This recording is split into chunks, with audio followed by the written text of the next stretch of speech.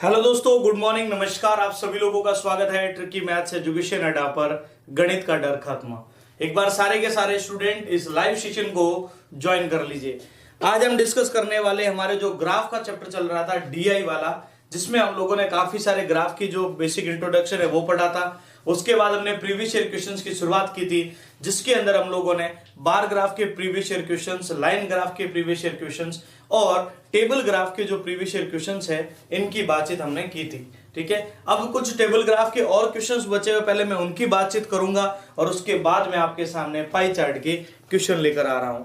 चलिए, good morning सभी बच्चों को। आवाज आ रही है प्रॉपर? ओके।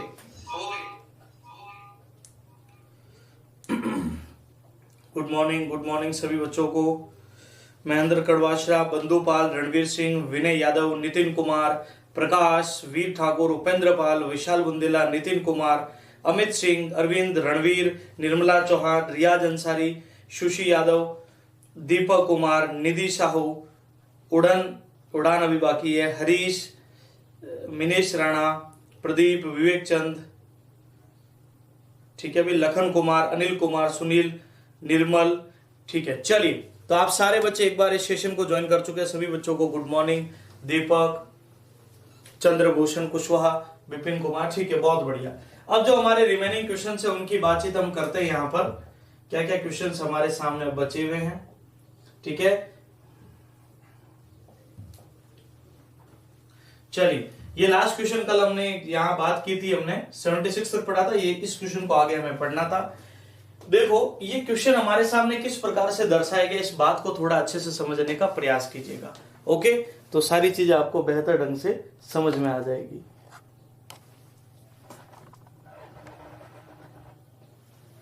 ओके,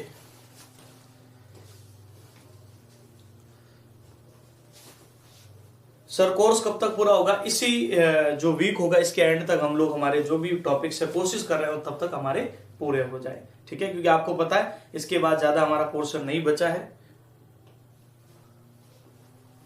चलिए, इधर ध्यान दीजिएगा। ये 5 क्रमागत ईयर दिए हुए हैं जिनमें उत्पादन और चावल की खेती के तय क्षेत्र को दर्शाया।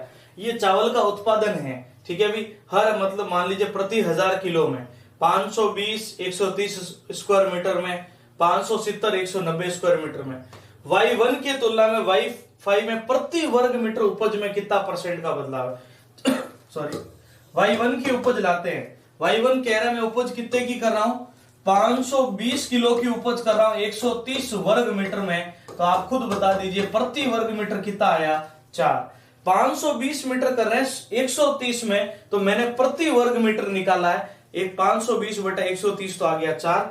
Y5 की बात करें, Y5 में यही देखो 850 170 में, 850 किलो 170 वर्ग मीटर में, तो प्रति वर्ग मीटर उपज क्या आई? 5 की। तो ये इसके कितने % का यहाँ पर बदलाव है? तो 4 से 5 में 1 का बदलाव 4 की तुलना में गुणा 100। Y5 की तुलना में, तुलना भैया Y5 से करनी थी, ये लिखा हुआ तुलना में। ठीक है, सॉरी Y1 से। ठीक है, 4 से कैंसिल हो जाएगा 25 बार, तो आप खुद बता दीजिए उत्तर कितना आया? 25%। ध्यान रखना, क्वेश्चन खुद कह रहा है Y1 की तुलना में Y5 की उपज में क्या बदलाव है, लेकिन एक वर्ड जोड़ दिया इन्होंने, प्रति वर्ग मीटर। अगर ये वर्ग मीटर नहीं होता ना तो अलग पूछा जाता, फिर प्रति किलो में क्या अंतर है, प्रति वर्ग मीटर में क्या, वर्ग मीटरों में क्या अंतर है, लेकिन प्रति वर्ग मीटर पूछा है तो हमें यहां से एवरेज उनकी वैल्यू निकालनी पड़ेगी। क्लियर है सभी को? सर कब से लाइव स्टार्ट हुआ? बस अभी एक क्वेश्चन हुआ है, अभी जस्ट स्टार्ट किया है।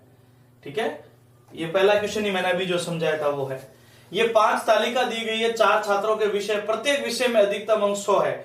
P4 के कुल कितने % अंक है? P4 के देखो 91, 37, 65, 58 और 62 कितने विषयों का है भाई? 5 विषयों का। ये P4 था ना, तो इन सारी वैल्यू को हमने यहां पर लिख दिया। 7, 8 और 5 13, 13 और 8 बोलो 21, 21 और 2 23, फिर 2 11, 6 17, 3 20, 9 29, 2 31 बटे में 5, तो 62.5। और 62.5 कहां पर है भैया? फिर 62.6 कौन से ऑप्शन में आ रहा है अपने? सी इज द परफेक्ट आंसर। अब इतना तो आप दैनिक जीवन में भी इसका उपयोग होता है, दैनिक जीवन में भी हम लोग ये चीज का पता करते हैं, राशियों का योग बटा राशियों की संख्या से औसत आता है, वैसे ही हमारे इतने नंबर आए, इतने सब्जेक्ट के अंदर डिवाइड करते हमें हमारा रिजल्ट मिल जाता है। गुड मॉर्निंग सभी बच्चों को, आगे बढ़ते हैं। 5 शहरों में परीक्षा में शामिल हुए छात्रों की संख्या में जिसमें छात्रों का उत्तीर्ण परसेंट 56% अधिक है, उन शहरों की संख्या कितनी है जिनमें छात्रों का उत्तीर्ण परसेंट 56 से अधिक है। पहले तो एक बात सुनो, ये कुल लोग है यहाँ पर, ठीक है भी, उसमें से 5:4 में लड़के और लड़कियां नहीं, उत्तीर्ण और अनुत्तीर्ण को बांटा है, फिर उत्तीर्ण और अनुत्तीर्ण, फिर उत्तीर्ण और अनुत्तीर्ण ऐसे बांटा है। तो कितने ऐसे शहर है जिसमें उत्तीर्ण प्रतिशत 56% से ज्यादा है।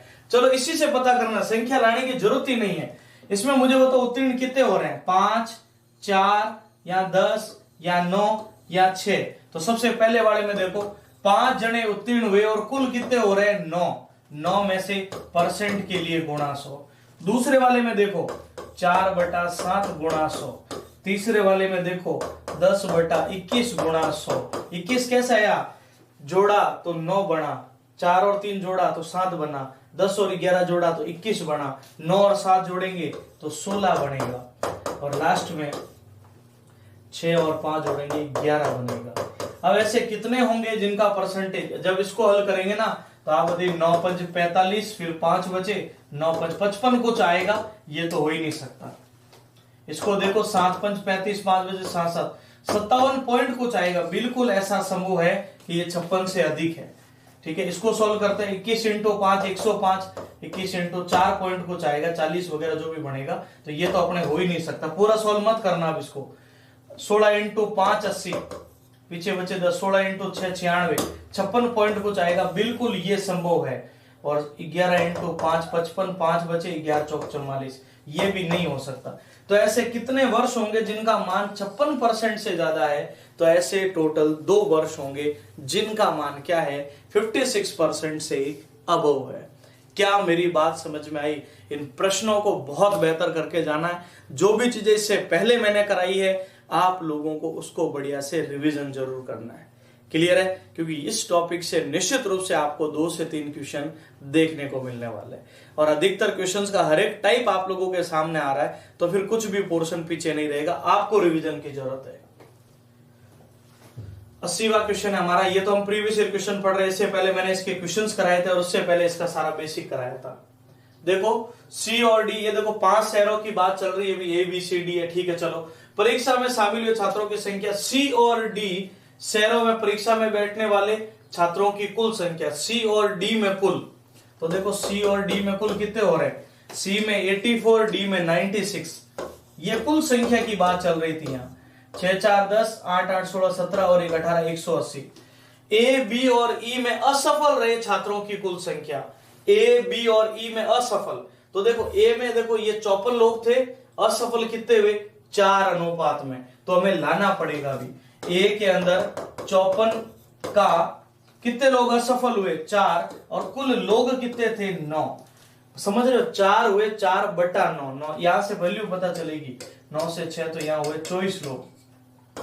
बी का पता कर रहा हूं मैं, बी में कुल लोग 126 थे, असफल 3 हुए, 126 × 3, और कुल लोग 7 हो रहे, देखो यहां से 4 और 3 7, तो देखो 7 एकम 7, पीछे बचे 5 8 7 56, 18 × 3 54, और लास्ट में बचा कौन, ई।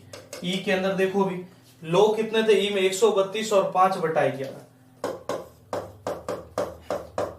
इसका भाग जाता है 11 एकम 11, पीछे 1 2 बचे 11 दोनों 12 × 5 60।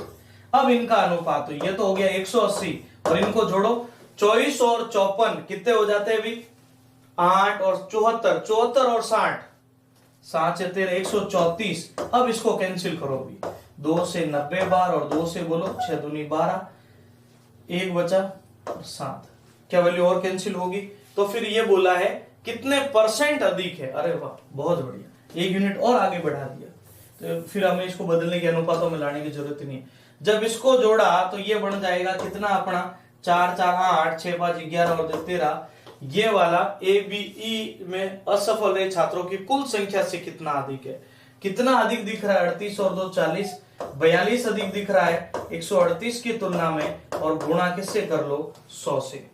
ओके, अब जब हम इसको हल करेंगे तो हमें हमारा एक परफेक्ट रिजल्ट मिलने वाला है। ओके, कितना मिल जाएगा वो देखिएगा एक बार।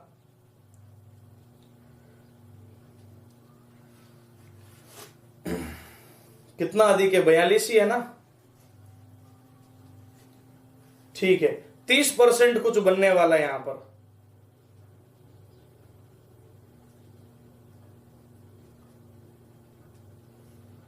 बिल्कुल बिल्कुल,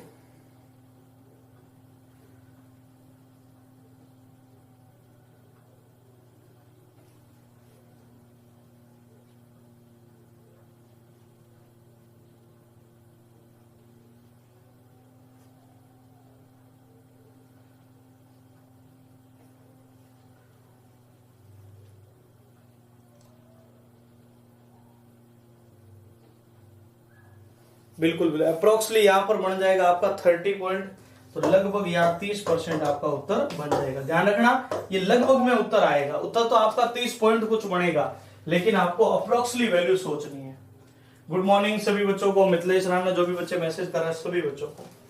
चलिए अगला क्वेश्चन हमारे पास है कि ये 5 वर्षों के द्वारा कंपनी के द्वारा बेची गई कारों को बताए। 2014 में कंपनी द्वारा बेची गई कार डीजल इंजन की कारों की संख्या और 2012 में पेट्रोल इंजन की कार। ये देखो, ये फर्स्ट वाला डीजल है, सेकंड वाला पेट्रोल है।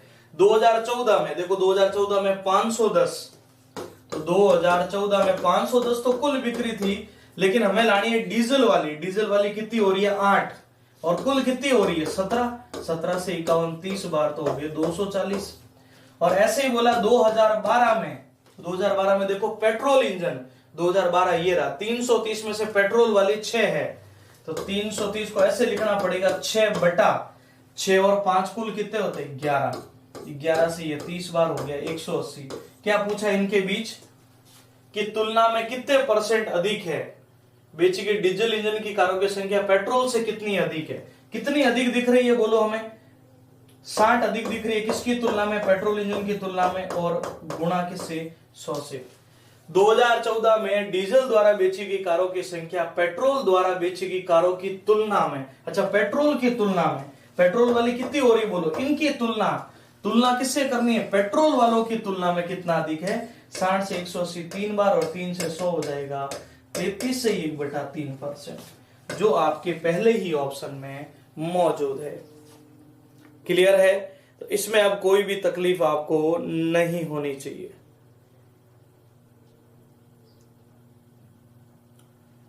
आगे बढ़ सकते हैं, बताइए,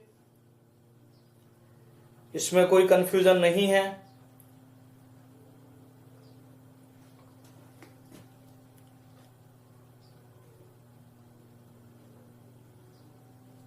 चलिए आगे बढ़ते हैं, अगला क्वेश्चन देखते हैं। 2014 और 15 में बेची गई इकाइयों की कुल संख्या 2017 में निर्मित इकाइयों से अनुपात। देखो यहाँ बेची गई इकाई है और यहाँ निर्मित है। 2014 और 15 में देखो, ये तो निर्मित है, ये निर्मित है, और ये बेची गई है। 2014 और 15 में तो देखो 375 प्लस 300, 2014 और 15 में निर्मित इकाइयां, साथ ही 2017 में 2014-15 में बेची गई इकाइयां, निर्मित नहीं थी, ये 315 प्लस 280 प्लस 2017 में निर्मित इकाइयां, 2017 में निर्मित है 420। इनके बीच का क्या बताना है भैया, जोड़ या अंतर या अनुपात लाना है। चलो तो ये हो गया 5 8 और 1 9 3 2 5 420। 5 एकम 5, फिर 5 एकम फिर 9 बार, और 5 से देखो 8 5 40 और 4 84 बार। 7 एकम 7, 4 बचे 7 7 49, 7 से 7 एकम 7 7 दूनी 14, 17:12 आपका उत्तर होगा, जो आपके बी ऑप्शन में अवेलेबल है। अब जिन जिन बच्चों ने ये ऑप्शन सोचा है वो बिल्कुल एकदम सही सोच रहे हैं। कितने जनों ने ये आंसर दिया, रवि कुमार, प्रियंका, प्रेम कुमार और रजनीकांत, माधव, जितेंद्र, सोनू कुमार, रणवीर सिंह, जितेंद्र, और फिर मोहित सिंह, बपुन सेनापति, लखन कुमार, बहुत बढ़िया, गौतम, विशाल बुंदेला, जितेंद्र। चलिए बहुत बढ़िया, आगे बढ़ते हैं। ये आपकी तालिका अलग अलग विषयों के छात्रों के द्वारा प्रतिशत अंकों को दर्शाती है। रसायन विज्ञान में सभी पांचों विषय का प्राप्त औसत बताओ। रसायन का एवरेज लेकर आना है, तो कुछ नहीं करना, रसायन का जोड़ो भी। यहां से कितना हो रहा है, 50 प्लस 30 प्लस 60 प्लस 75 प्लस कितना हो रहा है, 50 30 60 75 और 35 राशियों का योग बटा राशियों की संख्या 140 और ये 110, 140 और 110 ये हो गया 250 बटा 5, तो रिजल्ट हो गया 50 और ये आपका उत्तर बन जाएगा। अच्छा, 5 विषय द्वारा प्राप्त, अच्छा अधिकतम अंकों में, अच्छा ये परसेंटेज है 50%। कोई मुझे आप ये मत समझना ये तो 50% है और अंकों के रूप में 130 का 50%, चलो लास्ट में लिखते हैं 130 का 50% समझ लो, तो 0 से 0 13 इंटू 5 हो जाएंगे 65 अंक। परसेंटेज में बोले तो 50 और अंकों में बोले तो 65 हो जाएगा। वापस ध्यान देना, परसेंटेज में पूछ ले एवरेज बताओ तो 50% एवरेज होगा और अंकों में पूछ ले तो ये होगा।